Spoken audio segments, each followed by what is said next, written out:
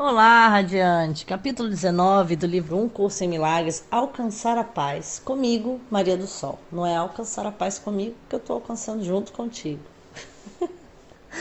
Ai, gente, é muito bonito poder falar aqui com vocês diariamente, viu? É uma alegria tão grande, uma sensação de proximidade enorme. Sempre comenta ali comigo no grupo, é tão bom te ouvir. Assim, é de um preenchimento tão gostoso. Vamos lá. A gente está lendo Pecado versus Erro. Um dos principais dogmas na insana religião do ego é que o pecado não é um erro, mas a verdade e a inocência que pretende enganar. A pureza é vista como arrogância e a aceitação de ser como pecaminoso é percebido como santidade, que é assim, a gente percebe, eu sou pecado, eu tenho pecado, pronto, aí você é santo, você não está sendo arrogante perante Deus. Quem nunca interpretou assim? Pensa bem. E é essa doutrina que substitui a realidade do Filho de Deus, tal como seu Pai o criou e tal como a sua vontade determinou que ele fosse para sempre. Isso é humildade? Isso é humildade, está perguntando aqui. Ou ao contrário, é uma tentativa de arrancar a criação da verdade e mantê-la separada? Porque as religiões do ego está falando aqui. Gente, isso aqui vai causar polêmica, mas é muito importante você perceber que o Curso em Milagres é um download direto. Qualquer tentativa de reinterpretar o pecado como um erro é sempre indefensável para o ego. A ideia do pecado é totalmente sacrossanta para o sistema de pensamento e não se pode abordá-la senão com reverência e temor, né? O temor de Deus. E é o conceito mais santo, entre aspas, do sistema do ego, belo e poderoso, totalmente verdadeiro e necessariamente protegido com todas as formas de defesa ao seu dispor. Olha isso, acho que chegou num ponto que todo mundo queria saber, né? Pois aqui está a sua melhor defesa, a qual as outras servem. Melhor entre aspas. Aqui está a sua armadura e a sua proteção e o propósito fundamental do relacionamento especial na interpretação do ego. Pode-se de fato dizer que o ego construiu o seu mundo sobre o pecado. Só em tal mundo poderiam todas as coisas estar de cabeça para baixo. Essa é a estranha ilusão que faz com que as nuvens da culpa pareçam pesadas e impenetráveis. Nisso se acha a solidez que os fundamentos desse mundo parecem ter. Pois o pecado fez com que a criação mudasse de ideia de Deus, de uma ideia de Deus para uma ideia que o ego quer. Um mundo que ele governa, feito de corpos sem mentes e capaz de completa corrupção e decadência. Se isso é um equívoco, pode ser facilmente desfeito através da verdade. Qualquer equívoco pode ser corrigido, se for permitido que a verdade o julgue. Mas se ao equívoco é dado status de verdade, ao que se pode levá-lo? A santidade do pecado é mantida em seu lugar, exatamente por meio desse estranho dispositivo. Como a verdade, ele é inviolável e todas as coisas são levadas a ele para serem julgadas. Como um equívoco, ele tem que ser levado à verdade. É impossível ter fé no pecado, pois o pecado é a ausência de fé. Entretanto, é possível ter fé na possibilidade de corrigir um equívoco.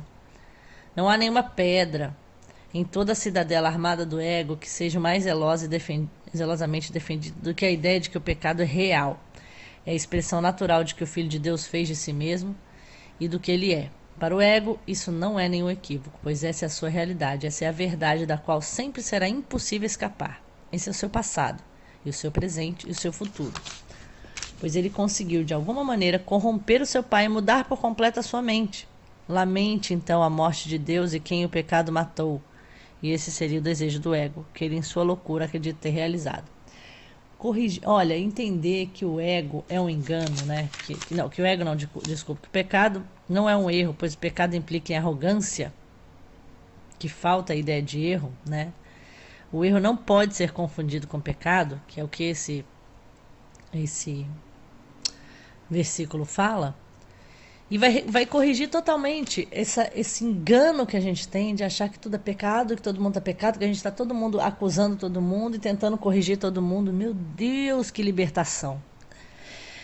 Não prefere que tudo isso não passe de um equívoco inteiramente corrigível e e do qual é tão fácil caminhar, do qual é tão fácil escapar, que toda sua correção é como caminhar através de uma névoa para o sol?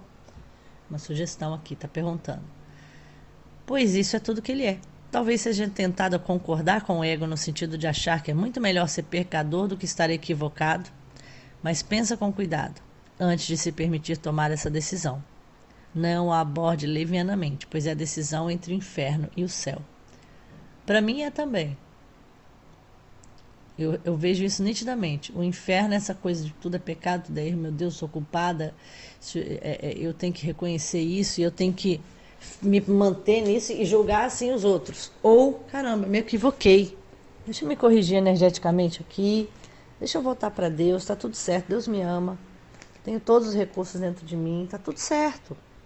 Olha que diferença energética, né, instantânea. Olha, para mim, esse versículo foi completamente libertador. Espero que você também. Olá, Radiante. Como vocês sabem, no livro de exercícios, parte 2, nós temos paradas estratégicas para esclarecimento dos termos. E agora a gente vai falar do capítulo 13, o que é um milagre. Livro de exercícios do livro Um Curso em Milagres com Maria do Sol. Um milagre é uma correção. Ele não cria e realmente não muda nada. Apenas olha para a devastação e lembra a mente que o que ela vê é falso. Desfaz o erro, mas não tenta ir além da percepção nem superar a função do perdão. Assim, permanece nos limites do tempo, mas prepara o caminho para a volta da intemporalidade e do despertar do amor, pois o medo tem que desaparecer com o gentil remédio que ele traz. O milagre contém a dádiva da graça, pois é dado e recebido como um só, e assim ilustra a lei da verdade que o mundo não obedece porque falha inteiramente em compreender os seus caminhos.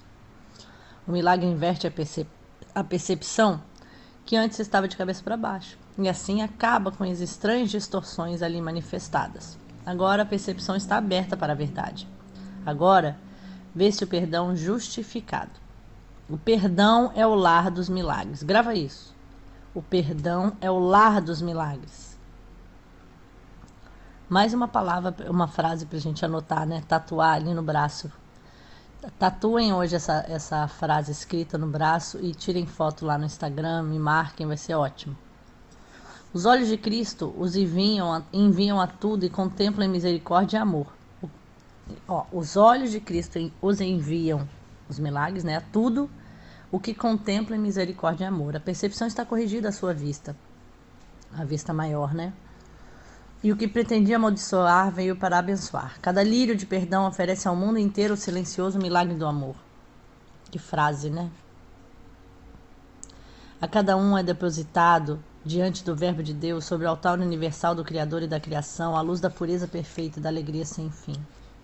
O milagre é inicialmente aceito como base na fé, porque pedi-lo significa que a mente está preparada para conceber aquilo que não pode ver e que não compreende. Milagre a gente sempre pede na fé, oh meu Deus, me dá um milagre, né? Mas a fé trará suas testemunhas para demonstrar que se baseou em algo que realmente existe. E assim o milagre justificará a tua fé nele e mostrará que se baseou num mundo mais real do que aquele que via antes, um mundo redimido daquilo que pensava que existisse. Os milagres caem como gotas de chuva regeneradoras do céu sobre um mundo seco e poeirento, aonde criaturas famintas e sedentas vêm para morrer. Agora elas têm água. Agora o mundo está verde. E em toda parte surgem sinais de vida para mostrar que o que nasceu nunca pode morrer, pois o que tem vida tem imortalidade. Não precisa dizer mais nada, né? Mas só grava isso. O milagre é uma correção e o perdão é o lar dos milagres.